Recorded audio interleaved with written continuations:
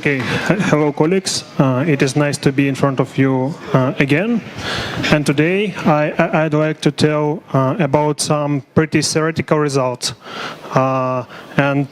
Fortunately, in this auditory there is an author of this theoretical result, and he will continuously control me if I interpret something incorrectly, and then will comment with some exciting output of these results.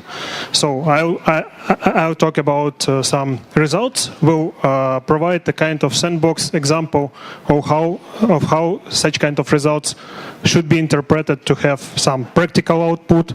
Since that example will a kind of sandbox one, then I'll show some practical applications which I'm going to target for next time, and where I see it might be applicable. And at the end of this talk, closer of this result, I hope Eugen will provide a comment on how to interpret it in case of machine learning tasks formulation. So again, let's start with terms definition. So first of all, let's talk about an object as about this kind of tuple, where X is the set of visible signals, for instance, set of images, set of, for instance, handwritten symbols are represented as an image with gray levels of 0 to 225. And again, please interrupt me whenever you will need to some clarification, because my intention is that this to be clear, not just click all the slides. So if something is not understood, please interrupt me. Well, so why is a set of states, for instance, not visible and unknown states, for instance, digits of which are written on this kind of images? I'll provide with some more examples. Theta is the set of models which are not known, but based on these models, the image is generated, and there are different probability distribution depending on these models. How it might be interpreted. For instance, you have two persons and they write digits, and depending on who have written this digit, a kind of probability distribution of one or another digit to be presented on the input image is different. So once symbol 1 is more similar to symbol 7, and so that's in this case a kind of one probability distribution to be used, especially to distinguish between two symbols. And for another, that the symbols are good enough, and in case recognizer or someone who has written recognition algorithm knows this parameter theta, he may just directly use this probability distribution to have a kind of Bayesian decision. But it so happens that sometimes this parameter theta is unknown. And here I will talk about Bayesian risk and strategy to minimize this risk in this kind of formulation, and also will try to link this kind of formulation to practical cases. So, and finally, there is a distribution P, which depends actually on parameter theta, and provides probability for each pair x, y, dependent on parameter theta. And all of these sets are finite, so that doesn't restrict somehow these results, but that makes more simple to describe them. I'm sorry, there was something I had to mention before I started. So these results were obtained by Professor Dr. Mikhail Schlesinger and Evgeniy Vodolazskiy, who is presented here. So let's move further on definitions, but again, please interrupt me, because that's the core of this kind of stuff. Okay.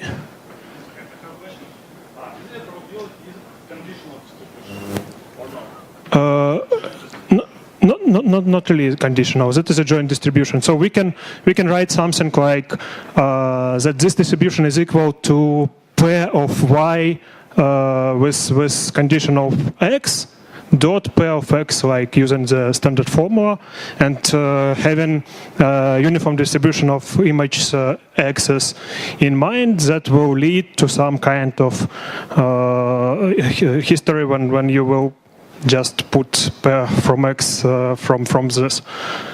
Yeah, there are some practical questions raised out of these questions, but they are out of this today's talk.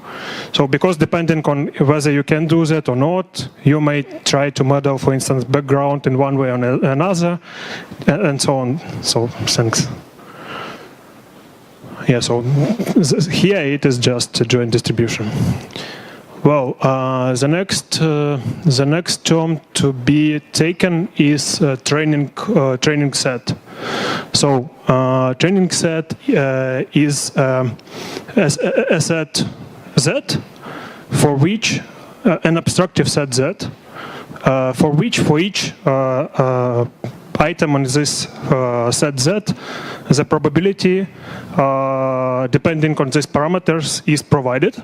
And these conditions of this probability of joint distribution xyz depending on parameter theta is equal to probability of xy multiplied to probability of z. So any kind of such data will be named training set. So talking about training set in these terms, that means that you can have just images, you can have images and classes, you can have image classes and any kind of additional information, and all of that might be presented as this set Z. For instance, in a classical supervised learning task, you have n sets, two sets, n instances of image x, and n instances of real values of these hidden parameters y. And this is also a kind a bit more complicated, since this model of observation depends on some parameter theta. Yeah. I didn't quite get, so how should we understand this formula, that product, yeah, in the case of this example? In case of which example? The example below. So, so you have some, so how it might be satisfied with this example? Yeah. So just yeah, x, y. So like Moment. Y was twice, occurring twice. No, here is a observation xy and corresponding label yy, and here we have a set of image class, and we have a probability distribution on this set, and it depends on parameter theta. And the probability of this observed set Z is a multiplication of all probabilities of its items in this set Z. Okay, now the example is clear, the general case is not clear, so the P of Z will be already given by this product below of x, y, y, parameterized. No. So imagine you have some observation x and y, and you need to interpret this observation, which is the label of y dependent on observation x, and you also have an additional set z, and so this should be satisfied to have an idea how the new observation X corresponds to training set Z in the same probability distribution. So in that formula, X, Y are not from the training? Do you mean this? Yes. No, that is satisfied for training set Z. Okay. That is a definition of training set Z. So the training set Z is training set if there is a set which characterizes its probability, and this probability might be represented in such way. Okay, can we say that this line says that there is a joint model that describes observations, hidden states, and the training state, training set. However, they are coupled, so there is some joint probability describing that somehow. It might be interpreted, but I am not in this way. But I am not sure that this interpretation provides a whole set of cases. But this formulation does. Okay. Well, so the next term to be defined is the strategy. The strategy is a function from triple x, y, z to real space of real numbers, such that sum for each y, which is unknown parameter, or some kind of segment or class. So this sum is equal to 1. So that is just a kind of probability distributions which is outputted by a classifier or by applying some recognition algorithm which says for each class y having the image x, to which class, what is the probability of this image x to be from class y. So I will also illustrate it on a very simple example. As I told Sandbox, maybe it will be more evident, but in case you have any questions, right here. Okay. Why R of strategy? Am I right that y is like small y is an element from capital I? You have it different on slide. Under the sum. Oh, yeah, you are right. That's a mistake. Sorry, thank you, Dima. Victor, please moderate discussion because you have just 1 hour, just to make clear, okay? 1 hour? Yeah, I mean like 45 minutes, but please know what's... Okay, that's fine, because that may be destructive for others. Thank you, Dima. Okay. So here is set y. So that is a kind of randomized strategy. So you have some input, and as output you have some output from set y with some probability, and how to interpret it, that is on how you want it. But so okay. So, can we move further? That's pretty common definitions, but based on that, the example will be built. So, and hereby the expectation of losses is defined like a normal definition of Bayesian risk. The only difference is that we should sum over all the possible outputs from this strategy. Here is the sum. So the function omega defines the loss when the real signal, real state is y, and the state outputted is y prime. So. Yeah, so this is just mathematical expectation of this loss function, which was taught by Valery earlier. Well, and so we have approach to the core result of which was mentioned, and the result is formulated in the following way. First of all, we need to define a kind of improper strategy. So improper strategy is defined like in definition of Pareto optimal sets. So if there is some strategy Q0, it is called improper in case if there exists such strategy Q with star, that without for each model on which the image was generated, the Bayesian risk is bigger for that improper strategy. So let's imagine all set of strategies which might be built. So some of these strategies are better for one who write digits in the nice way, and another strategy is better for second guy.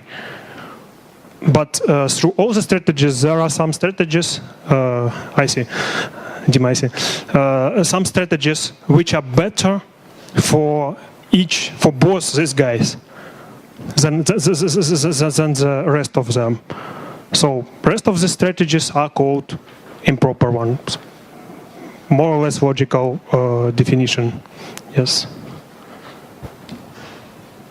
So, whereas for this formulation, any strategy is improper. If you put Q star equals Q0, when you let Q star equals Q0, then you have this equality like always. Yeah, I see. Let's add here that Q star is not equal to Q0. It would be. Okay. Okay. Well. So, and Bayesian strategy defined by the strategy of this kind of form. So, weighted sum of risks over all models theta. So, tau from theta is a weight function, which is more or less than 0, and the sum over theta is equal to 1. And so there is the following very strong theorem, which tells that for each strategy it is either improper or Bayesian, meaning that if strategy might not be represented in this form, meaning there are no function tau from theta which is used to represent this in such forms, then it means that it is improper. And the second, that is a theorem of dichotomy, so that means that there is a strategy which is better for this strategy. So this strong result describes all the set of strategies in a very important class of Bayesian problems of such kind of formulation. Okay, before we move to Sandbox example, any other questions?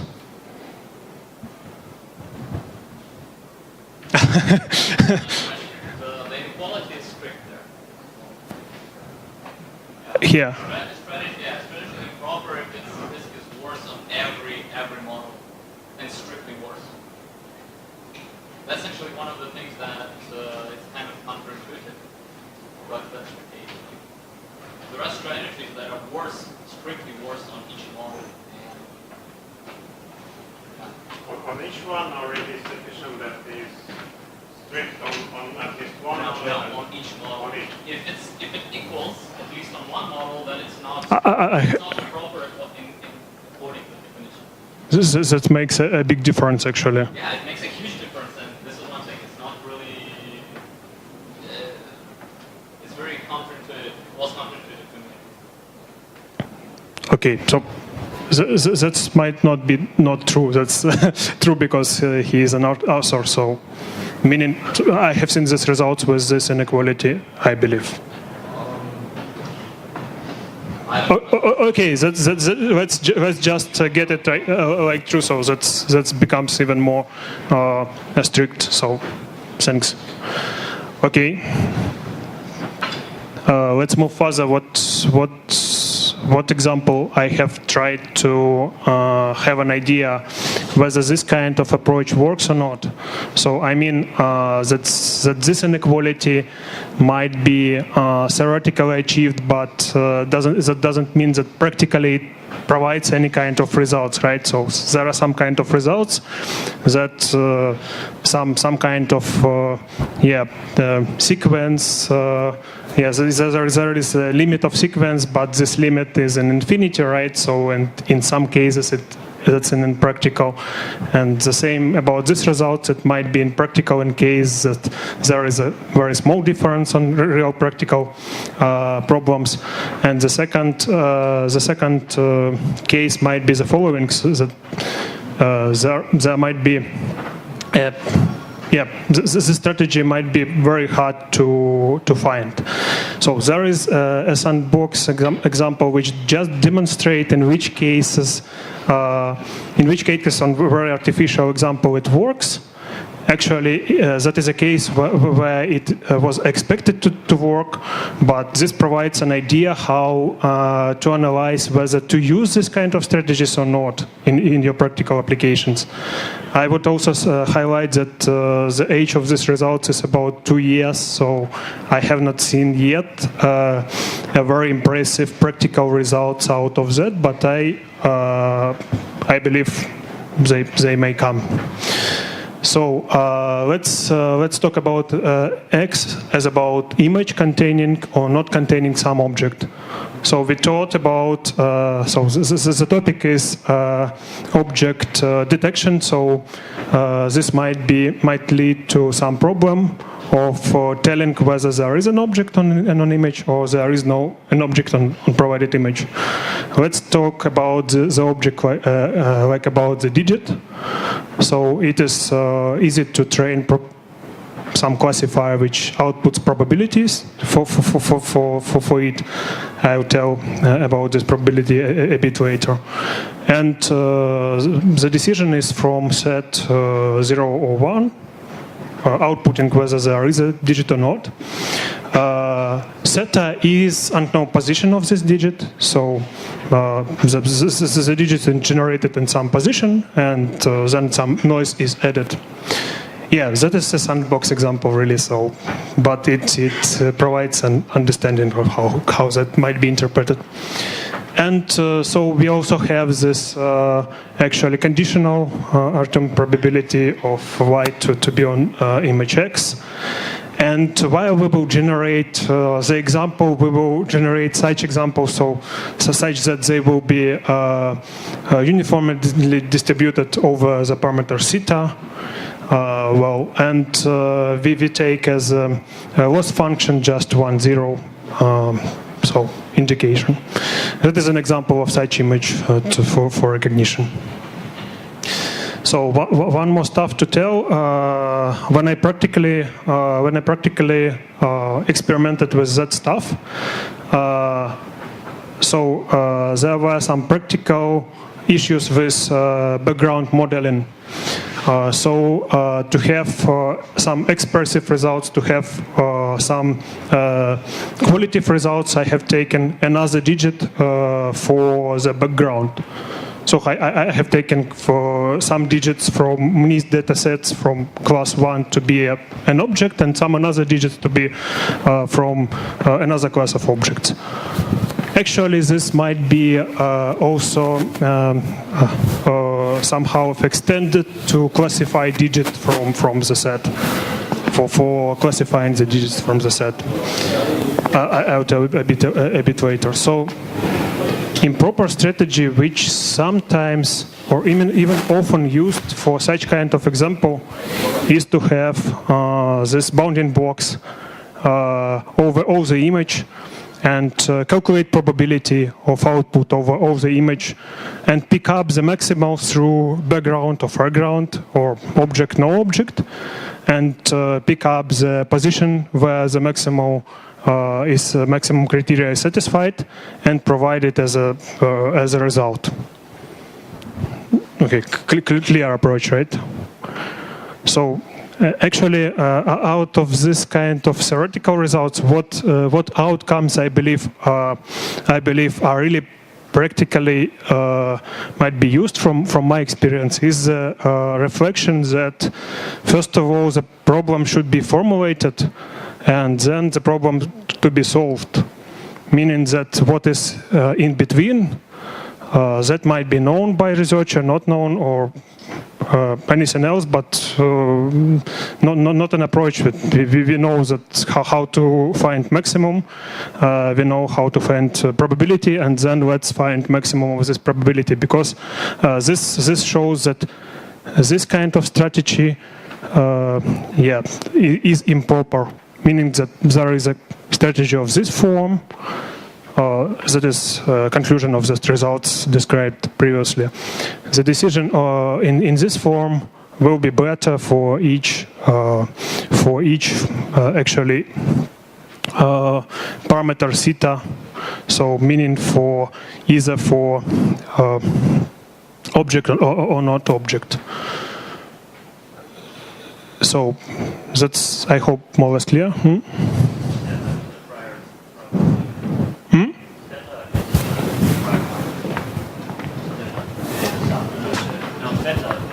Sorry, tau, yeah. Do you want microphone? I can give it to you. No, what's tau?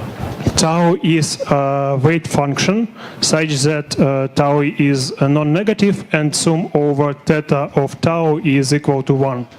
And that is actually a point to be found, so that this result doesn't say on how this parameter to be picked up. That is just a hint in which set of all the possible strategies it should be found, meaning that parameter tau should be also trained. Actually, that is the interesting thing, since maybe that's just a reflection. Maybe that's a kind of point to interpret some convolutional neural network results. Meaning that if on some layer there are probabilities or linear combination of the probabilities and the other weights are trained, then understand what I mean? So the strategy might be found in this way. So that is just a kind of out of scope. But okay, did I answer? Okay, so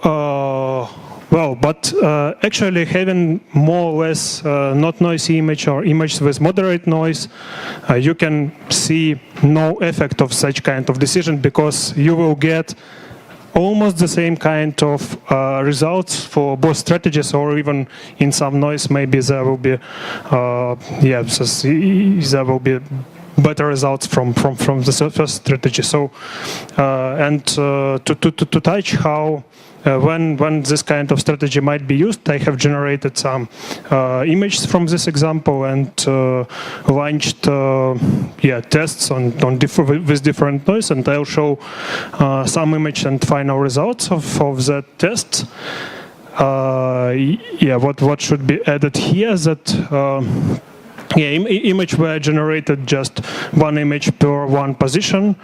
For each this position there was some Gaussian noise, and I have tried it with different digit representatives from I think 10 digits for with several times generated for each level of noise for each position. So the final numbers will be presented.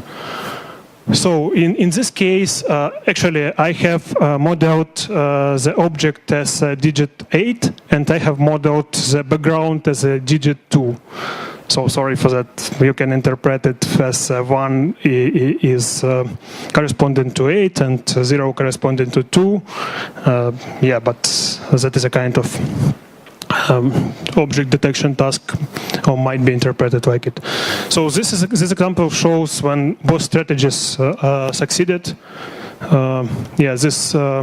This example shows when the both strategies are failed, just to have this understanding of these limits of usability. So it's mostly the noise, and examples are provided of failed. And here another example when both strategies were failed. And so here are a lot of examples of when, sorry, that's something with pointer, of when Bayesian succeeded and Improper failed. So I just show the original image without noise on the left, and on the right there is an image on the noise to have an idea which class was that. So here Bayesian succeeded, Improper failed, and there are a few more examples on that. So out of these examples you can just feel on which level of noise that makes sense.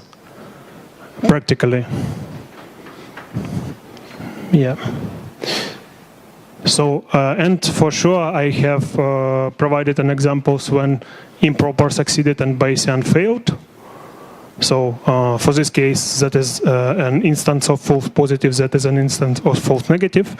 I'd like to highlight that we do not detect the position. We do detect whether there is a symbol or not.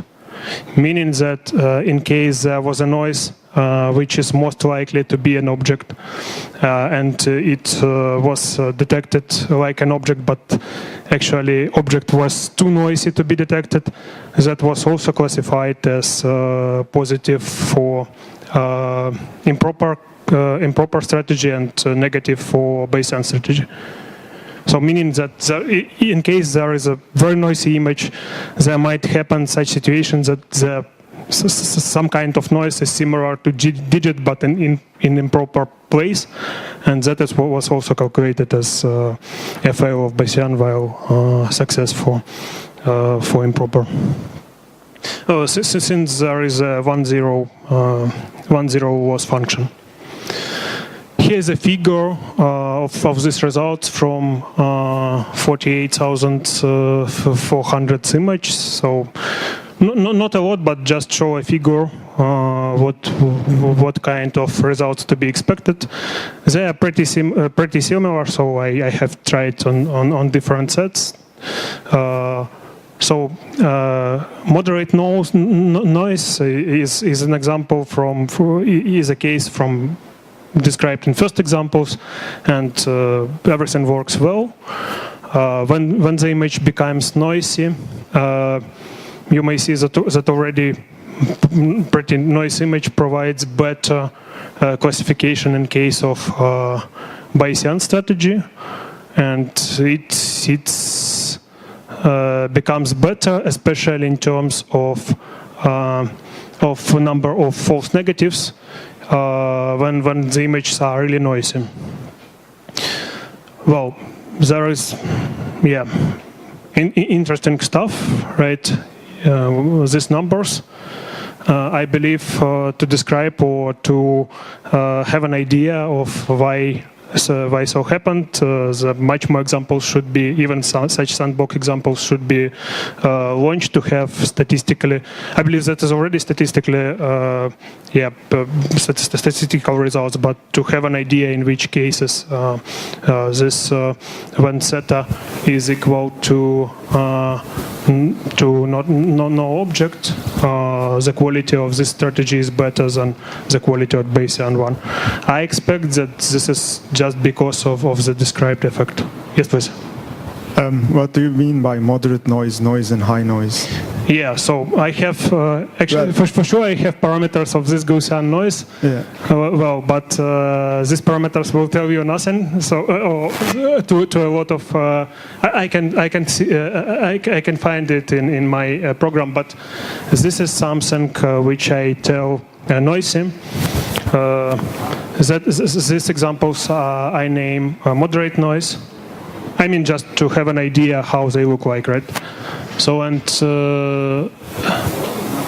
these examples are examples of moderate noise. So they are really simple for both classifiers. I can provide you with parameters of Gaussian noise afterwards. So I picked up 3 levels of dispersion and generated the samples with the same level of dispersion for first group, the bigger level of dispersion for second, and so on. So I can provide you with these parameters if you are interested. Victor, you have 20 minutes. Just please, okay? 20 minutes. Thank you. Okay, but that's probably it. these results in Sandbox. And so 2 more examples on how in which. Yes, please. Here, theta is just a position of the digit. No. Theta, yes. Sorry, theta is a position of the. Uniformly distributed. Absolutely. So all the positions are generated. Yes, that corresponds very, very directly to this formulation, right? So we have a kind of ideal case, but yeah, before getting something on real practical cases, this kind of result should be stressed against this kind of sandbox examples. Yeah, and actually 2 more of this kind of sandbox examples. So having this kind of probability distribution of also digits, but from all the digits, and having theta as also an unknown parameter. With such kind of formulation, it is possible to classify which digit is presented on the image, and that makes sense for handwritten digits because it might not be normalized or centered like on databases, but still having some bounding blocks, it's possible to classify this having this probability distribution algorithm which provides probabilities.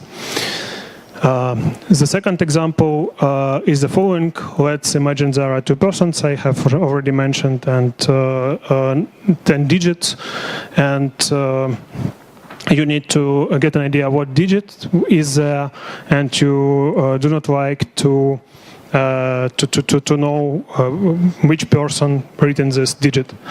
For instance, there might be several persons, and having data sets of the written symbols, you may use, for instance, EEM to classify distinguish between sets for these persons, and this data might be used for training, and then without information on who have written these symbols, it is possible to recognize some set of documents where these symbols are presented. A bit more practical example, closer to my domain of interest, is lane recognition. So imagine you have some kind of road in your image, and this road is described by several parameters. The parameters are camera height above the image and its position, number of lanes, width of lane, position of camera in the lane, as well as marking types of each lane. And sometimes you do not need to get an idea of who wrote model parameters, but it is necessary to get an idea where are the lane delimiters. Okay? So here are markings, and sometimes you do not need to have an idea which kind of markings. And sometimes it becomes really tricky, and maximizing just over all the models doesn't provide results. But this kind of decision, I expect, might be fruitful for some practical cases which are noisy during nights and so on and so on. I believe we'll see in a few months.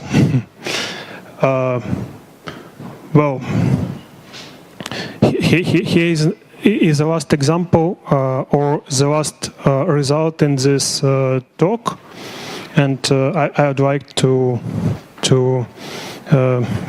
this example to be described by Eugen, because it is pretty impressive example on how usually machine learning is done against how it is proper to do that again according to this result. Can I have this thing, or how do I do? Yeah, okay. This is actually, well, I don't think it's an example, but this is probably the main message that the paper that Victor quotes. This is the main message of the paper, right? That basically what people, or what we actually do in machine learning is somewhat flawed, right? Because typically, if you have an unknown parameter, theta, right? Where's this thing? Oops. Yeah. Okay, so if you have an unknown parameter theta, typically what you do is you take your learning sample and you estimate this parameter theta, you take some consistent estimate of the parameter theta, and then you take this estimation of the parameter and you just jam it in there, you assume it's the real thing, and you do your classification as if you knew the real parameter theta, right? It is like, when you do this, you do not take into account that you might have different loss functions, you might have a lot of things to take into account. You just take some estimation and you work with it afterwards, forgetting about the learning sample at all. Now, and there are some things good about this. I mean, if the size of this learning sample, if you increase it like to infinity, this thing converges to something nice, right? You'd have there are some nice properties to it. However, when the size of the learning sample is small, you even can encounter situations when, well, it's better to forget about the learning sample at all than to use maximum likelihood learning, for example, right? It's typical. Or you use some other tricks for maximum likelihood to work. Now, so what you should have been doing is actually you should have been averaging over all possible thetas, right? And you just take each model theta with a certain weight, and this weight is actually is the product, first of all, of the probability of this. It's the product of the likelihood of this model and some parameter tau of theta that's like another topic. How do you find these taus? But we know something about how finding these taus, right? And the problem is that if you do the standard like maximum likelihood approach, it will always be worse than what you could have gotten if you've done this, right? This thing is always improper. Well, except maybe some really, really particular examples. Like, for example, if this probability would not depend on theta at all, then yeah, this would not be improper. But then there would be no learning to begin with. So this thing is always improper. You could always do better if you could sum over all the models, right? And of course, you might say something like, yeah, but I wish I could sum over all the models, but in practice I usually can't, right? But counting these things would be like the size of the number of the models could be of all possible model values could be very huge. So it's not like a very easy thing to implement. But I will just say to you that yeah, maximum likelihood is also not easy to implement. And in most practical cases, you can't even do maximum likelihood estimation. You would do something. You would say that, yeah, I can compute the gradient of the likelihood, and I'm not sure the likelihood is a convex function, and yeah, computing the gradient is NP hard, but I still do something. It's typical, but we still do something, or we do some EM algorithms which do not converge to the. Anyway, this is very hard. Oops, sorry. I've broken something here. Yeah. So this is very hard, and we've been doing tricks to work around it, right? So, and this is very hard. So maybe instead of thinking of machine learning as always estimating parameters, like finding one parameter value, let's think about machine learning as maybe something like taking the sum over all possible parameter values. And this problem is very hard. We don't know how to deal with this, but we should be thinking about it, that maybe we can overcome these, make some workarounds for this thing, right? The same as we found out workarounds for finding maximum likelihood. Thank you.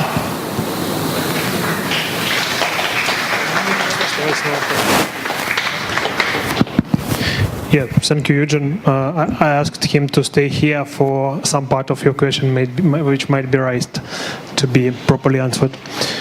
So that's probably it about this talk. So we have overviewed some fundamental results and outputs of these results, and that's a luck that Eugen is here. I didn't expect it, so he can, as an author, represent his results. These results were illustrated on very sandbox example, but still they illustrated some kind of information based on which it might be analyzed whether apply or whether try to do something or not based on your practical case. And this kind of feasibility study might be easily done by some researcher and based on his particular problem. So generalization is illustrated also for classification instead of detection, as well as potential practical applications, which we are focused on, is provided. Out of the scope is probability estimations, but actually I have just trained a classifier which is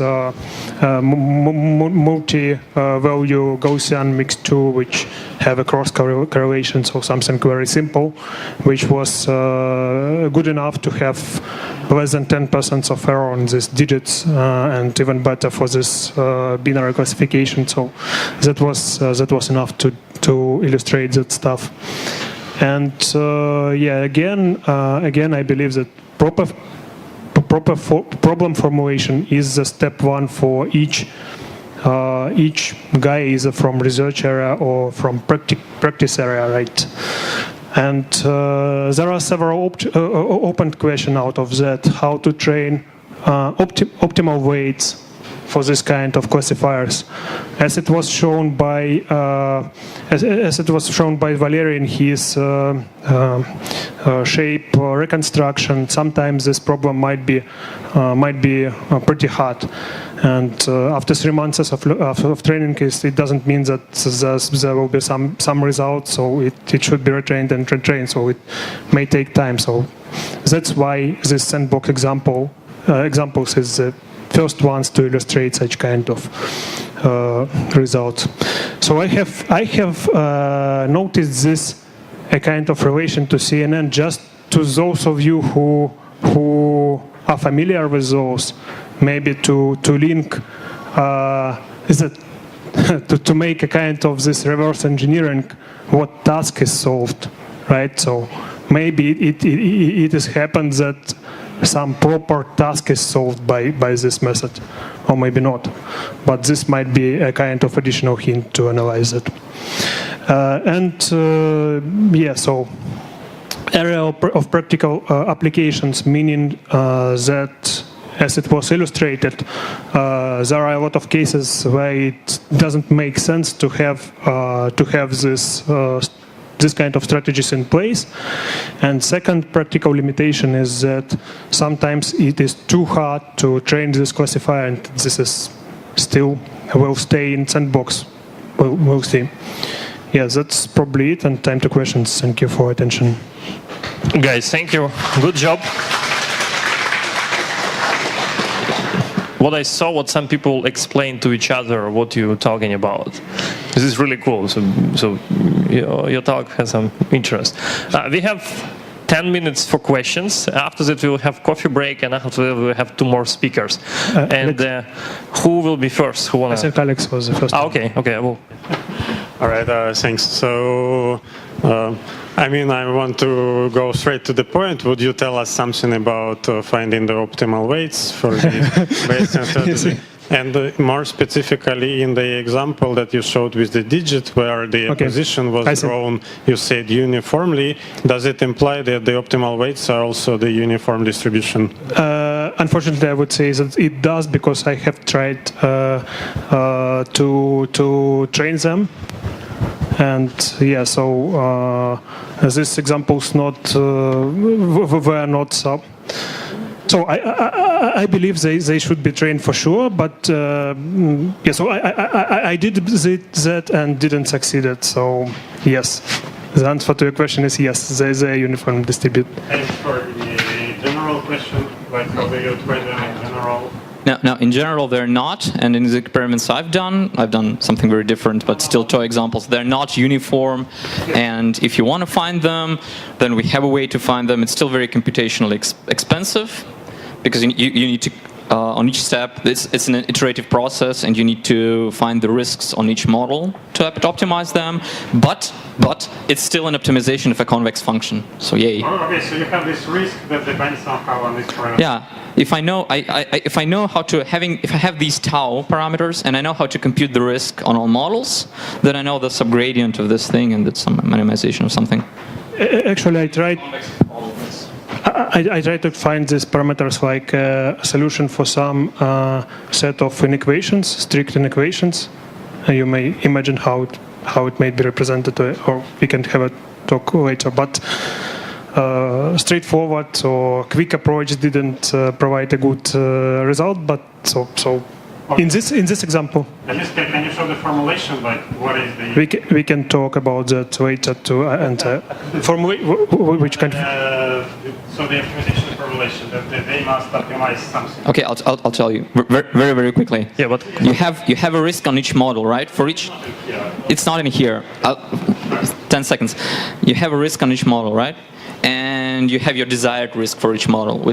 You can talk about what is the desired risk a bit later. But still, you have the desired risk and you have the risk on each model. And you want to minimize the maximum difference between the actual risk and the desired risk, right?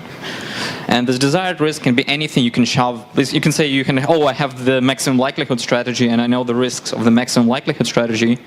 And you can put it in there and you say, I want this thing to be as better on each model as it can be for, you get the idea. That you want to minimize the maximum deviation from some desired risk, right? But is there something like for Theorem? Okay, this is the optimal strategy. This is the problem. There's no one strategy that's better than any other. Yeah. This is the thing. There are no strategies that is absolutely the best, right? But there are some strategies that are definitely bad, and maximum likelihood is definitely bad. That's the thing.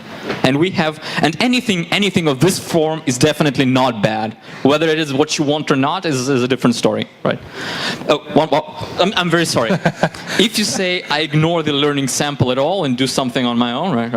It can be not a bad strategy according to this improper. It will not be an improper strategy, but it might not be something you don't want.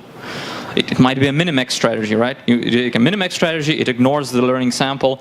It's not going to be an improper strategy. However, yeah, you don't want it, right? okay, 2 more questions. Who have questions? Okay, you and Tolga. Okay.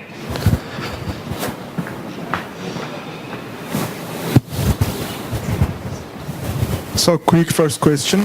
Is what you are describing is it applying like a branch and bound on this? And you just described the upper bound kind of thing? No. And if so, can you actually apply something like this? I don't know. Sorry.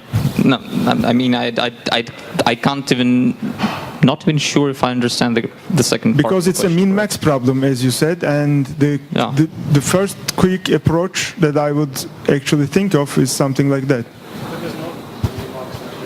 Well, it's a minimax in the sense that you want to minimize. It's not what's given here. There's nothing minimax on these slides. But when you want to find taus, yeah, you would usually minimize the maximum of some functions, of difference of some functions, right? But I do not see how would you directly do some. Well, it's like ML. Maximum likelihood would be your initial solution, or maybe if it could even provide you an upper bound, which you definitely have to improve. Oh, I would say something. Yeah, one way would be to have this thing, the maximum likelihood risks. But what we actually did was we said that, okay, suppose we knew what the model was. What would the risk? What would the Bayesian risk be if we knew the model, right? And this is what we said that, oh, okay, this is the absolute best that we can count on, right? and we want to minimize the difference between this risk when we know the model and the risk for learning the model. And this is what we did, right?